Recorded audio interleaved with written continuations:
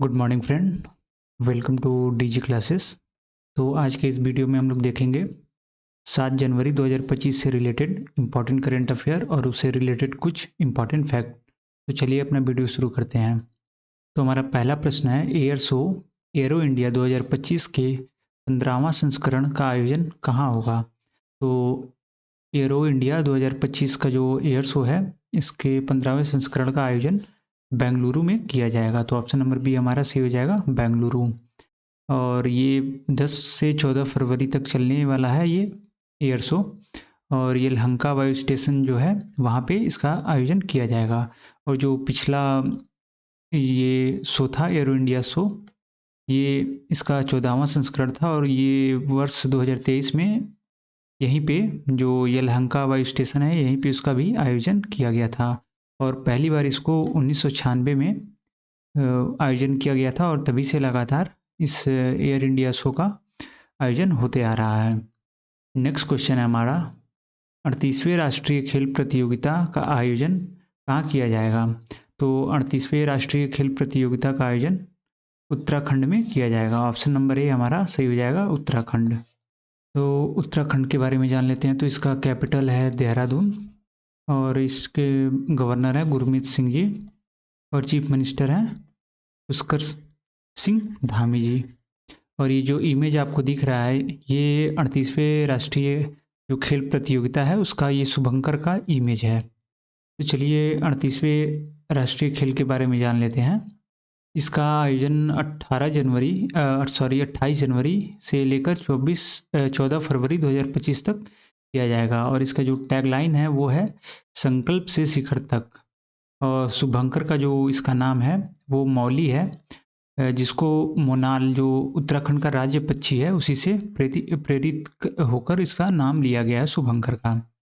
और खेलों की संख्या कितनी होगी, तो योग मलखंब जैसे पारंपरिक खेलों को इसमें शामिल किया गया है और इनको मिला के 38 खेल टोटल इसमें होंगे। और जो प्रतिभागी होंगे ये पूरे देश से होंगे। 10,000 से अधिक इसमें एथलीट शामिल होंगे, अधिकारी, कोच, और जिसमें सेना जैसी संस्थागत टीमें भी शामिल होंगी। और जो मशाल इसका है ये इसका नाम तेजस्विनी है। तो ये मशाल का नाम और शुभंकर का नाम इम्पॉर्टेंट हो जाता है और साथ में टैगलाइन का भी वो याद कर लेंगे क्या है। और जो 37वें राष्ट्रीय खेल का आयोजन कब से कब तक हुआ था, 25 सितंबर से 9 नवंबर 2023 तक इसका आयोजन उत्तराखंड में ही किया गया था। और ये पहली बार 1924 में लाहौर में, जो कि अब पाकिस्तान में चला गया है, वहाँ पे आयोजित हुआ था। ये अखिल भारतीय ओलंपिक ने इसका आयोजन कराया था। और 1940 में अब बॉम्बे में इसके 9वें संस्करण के दौरान आधिकारिक तौर पर इसका नाम बदलकर राष्ट्रीय खेल कर दिया गया था। तो इसको पहले भारतीय ओलंपिक खेल के रूप में जाना जाता था। नेक्स्ट क्वेश्चन है हमारा, हाल ही में किस मंत्री ने PLI 1.1 की शुरुआत की है। तो जो हमारे केंद्रीय इस्पात एवं भारी उद्योग मंत्री हैं HD कुमार स्वामी जी, उन्होंने हाल ही में PLI जो योजना है 1.1 उसकी शुरुआत की है। तो PLI का फुल फॉर्म है प्रोडक्शन लिंक्ड इंसेंटिव, ये इसका PLI का फुल फॉर्म है। तो ये है हमारे केंद्रीय इस्पात एवं भारी उद्योग मंत्री HD कुमार स्वामी। इन्होंने विज्ञान भवन में, नई दिल्ली में जो कि विज्ञान भवन है, वहाँ इसका शुभारंभ किया। और इसका उद्देश्य योजना 27,106 करोड़ रुपए का निवेश, और जिससे 14,760 लोगों को प्रत्यक्ष रोजगार मिलेगा। और 7.90 मिलियन टन स्पेशलिटी स्टील की अनुमानित उत्पादन को चिन्हित किया गया है इस योजना के तहत।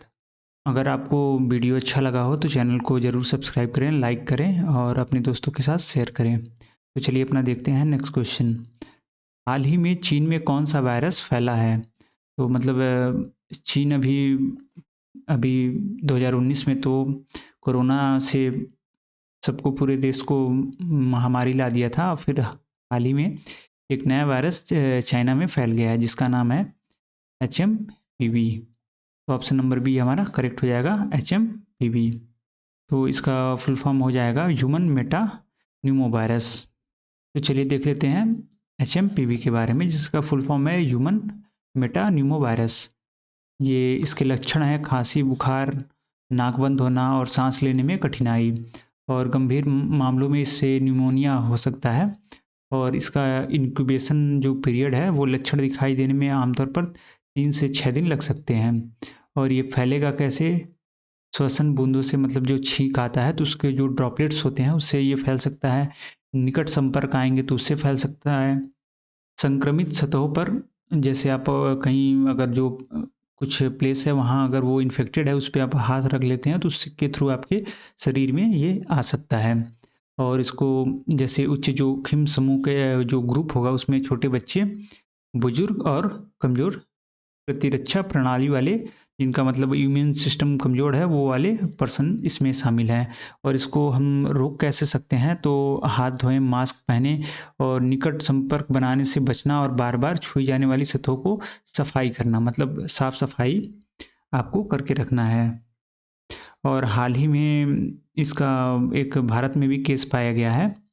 8 महीने का बच्चा है शायद बैंगलोर का, उसी में ये संक्रमण पाया गया है। अभी सरकार तो एडवाइजरी जारी कर दी है, तो आप सभी लोग बच के रहें, साफ-सफाई रखें और मास्क पहनें, नहीं तो ये भी फिर एक पैंडेमिक का रूप ले सकता है। नेक्स्ट क्वेश्चन है हमारा, हाल ही में किस देश ने एक मध्य दूरी की बैलिस्टिक मिसाइल का परीक्षण किया है?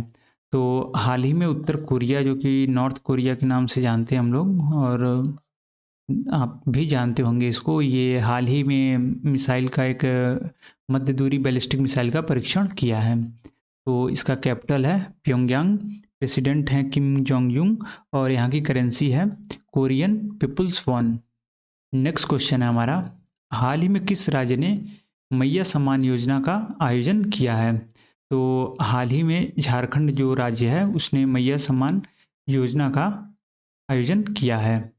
तो कुछ इम्पोर्टेंट पॉइंट देख लेते हैं इस योजना के रिलेटेड। तो ये जो योजना है मैया सम्मान योजना, ये पहले झारखंड बहन बेटी स्वावलंबन योजना प्रोत्साहन योजना के नाम से जाना जाता था, और फिर इसको रीनेम करके मैया सम्मान योजना कर दिया गया।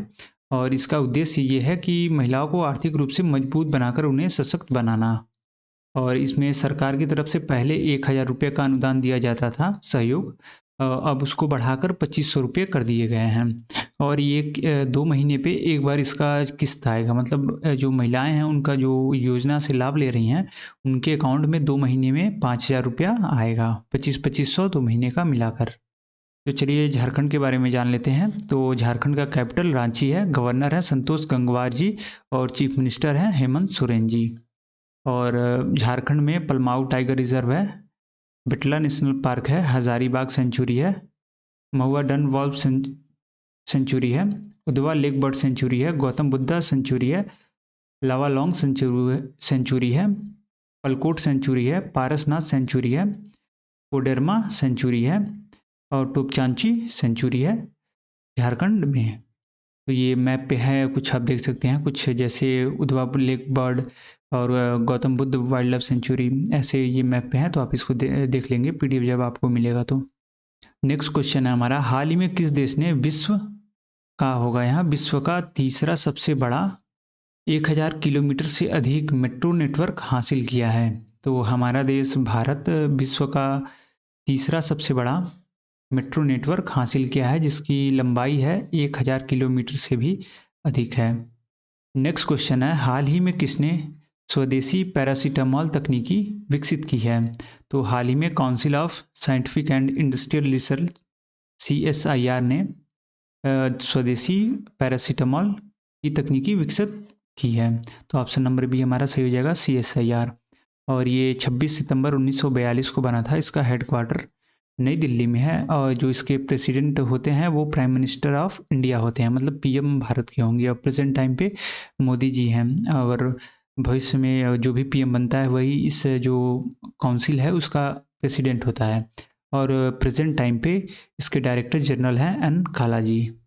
नेक्स्ट क्वेश्चन है हमारा, किस राज्य ने भारत का पहला जैविक मत्स्य पालन लॉन्च किया है? तो हाल ही में सिक्किम राज्य ने भारत का पहला जैविक मत्स्य पालन लॉन्च किया है। तो सिक्किम के बारे में देख लेते हैं। कैपिटल है गंगटोक, चीफ मिनिस्टर हैं प्रेम सिंह तमांग जी, गवर्नर हैं ओम प्रकाश माथुर जी।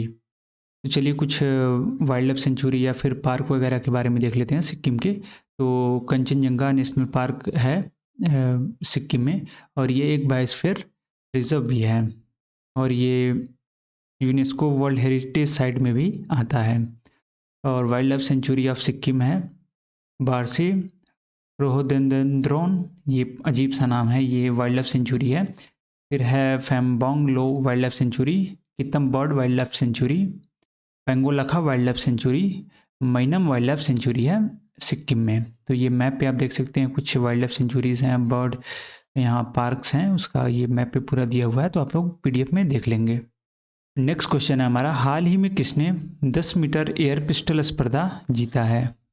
तो हाल ही में इंडियन शूटर हैं वरुण तोमर जी, उन्होंने 10 मीटर एयर पिस्टल स्पर्धा जीता है। तो ऑप्शन नंबर बी हमारा सही हो जाएगा, वरुण तोमर। और ये जो 67वें राष्ट्रीय शूटिंग चैंपियन का आयोजन doctor Karni Singh shooting range में इसका आयोजन हो रहा है, और वहाँ पे इन्होंने 4 पदक जीते हैं, जिसमें से एक 2 स्वर्ण पदक है, और एक सिल्वर है, और एक ब्रॉन्ज मेडल इन्होंने जीता है। टोटल मिला के इनको 4 पदक मिला है। तो ये रहे वरुण तोमर जी। तो चलिए हम अपने कल के करंट अफेयर का रिवीजन कर लेते हैं। तो भारत की कुल नवीकरण ऊर्जा क्षमता 200 गीगावाट पार चली गई है, मतलब उससे ज़्यादा बढ़ गया है जो ऊर्जा क्षमता है भारत का नवीकरण।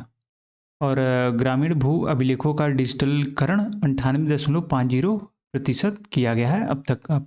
अभी 1.5% अभी बाकी है। और गोल्डन ग्लोब अवार्ड 2025 का आयोजन लॉस एंजलिस में किया जा रहा है, और 18वां प्रवासी दिवस का आयोजन भुवनेश्वर में किया जा रहा है। और पंचायत से संसद 2.0 का उद्घाटन हमारे जो लोकसभा के स्पीकर हैं ओम बिरला जी ने किया है। हाल ही में जयंतन खोब्रागड़े जी को पोलैंड का राजदूत नियुक्त किया गया है। और यूपी ट्रिपल एससी के अध्यक्ष के रूप में डॉक्टर सत्यनारायण साबत जी को नियुक्त किया गया है। और घरेलू उड़ानों में वाईफाई कनेक्टिविटी सेवा प्रदान करने वाली पहली एयरलाइन एयर इंडिया बनी है। ये घरेलू उड़ानों में वाईफाई की सुविधा ये प्रदान करेगी। और आईआईटी बम्बे ने मिट्टी में मौजूद विषैले प्रदूषकों को खत्म करने वाला बैक्टीरिया विकसित किया है। और लास्ट है हमारा, प्रेसिडेंशियल मेडल ऑफ फ्रीडम से जॉर्ज सोरोस को सम्मानित किया गया है, साथ में इनके 19 लोगों को और भी सम्मानित किया गया है यूएस में। तो ये रहा हमारा कल का करंट अफेयर का रिवीजन। और अगर आपको वीडियो अच्छा लगा हो, अगर आपको कुछ सीखने को मिला, तो हमारे चैनल को ज़रूर सब्सक्राइब करें, वीडियो को लाइक करें, कमेंट करें, और अपने दोस्तों के साथ शेयर करें। कम से कम एक जो फ्रेंड के साथ शेयर करें, या फिर एक स्टडी ग्रुप है उसमें शेयर कर दें। और हमारे टेलीग्राम चैनल पे डेली रात को 9:30 बजे क्विज कराया जाता है, जिसमें आप पार्टिसिपेट कर सकते हैं डेली करंट अफेयर बेसिस, या फिर जो पिछले कुछ ऐसे करंट अफेयर हैं जो आए हुए हों न्यूज़ में उसके रिलेटेड। और पीडीएफ डाउनलोड करने के लिए हमारा टेलीग्राम चैनल ज्वाइन कर लें। फिर मिलते हैं कल एक नया करंट अफेयर वीडियो के साथ। तक पढ़ते रहिए, रिवीजन करते रहिए। Thank you.